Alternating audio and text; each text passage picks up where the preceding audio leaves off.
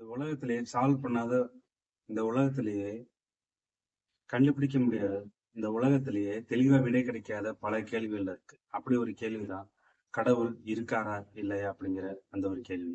அந்த கேள்விக்கான பதில் சார் ஐசக் நியூட்டன் வாயிலிருந்தே ஒரு சமயம் வந்துச்சு. எப்பவுமே விஞ்ஞானிகளுக்கும் சரி, அறிவியலாளர்களுக்கும் சரி, இல்ல கண்டுபிடிக்கிறவங்களுக்கும் சரி, பொதுவா ஆன்மீகத்தின் மேல, கடவுள் பற்றின் மேல நம்பிக்கை இருக்காது. ஒரு மிகப்பெரிய அறிவியல் மாநாடு லண்டன்ல நடைபெற்றுச்சு.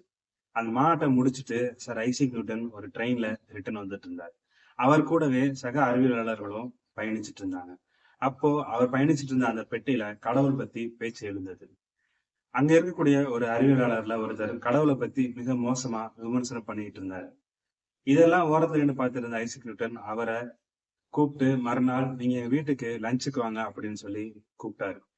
அந்த அறிவியலாளரும் மறுநாள் ஐசக் நியூட்டனோட வீட்டுக்கு போறாரு.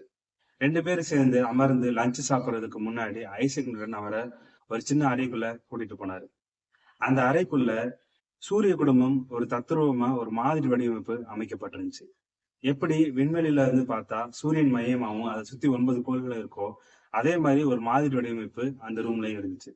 இத பார்த்து அந்த விஞ்ஞானிக்கு ரொம்ப ஆச்சரியமாவே இருந்தது. இப்படிப்பட்ட ஒரு அமைப்பை உருவாக்குனது யாருன்னு ஆர்வ மீதியில ஐசக் நியூட்டன் கேட்டாரு. ஐசக் நியூட்டன் சொன்னாரு, இது நான் உருவாக்கல அப்படின்னாரு. அப்ப நீங்க உருவாக்கலைன்னா அது உருவாக்குனது யாரு அப்படின்னு கேட்டாரு. நான்லாம் இதை உருவாக்கல, அது அங்கதான்ப்பா இருந்துச்சு அப்படின்னாரு. அது எப்படி தானா இங்க இருக்கும்? ஒரு பொருள் இருக்குன்னா அதை உருவாக்குனருன்னு கண்டிப்பா ஒருத்தர் இருக்கதான் செய்யணும்.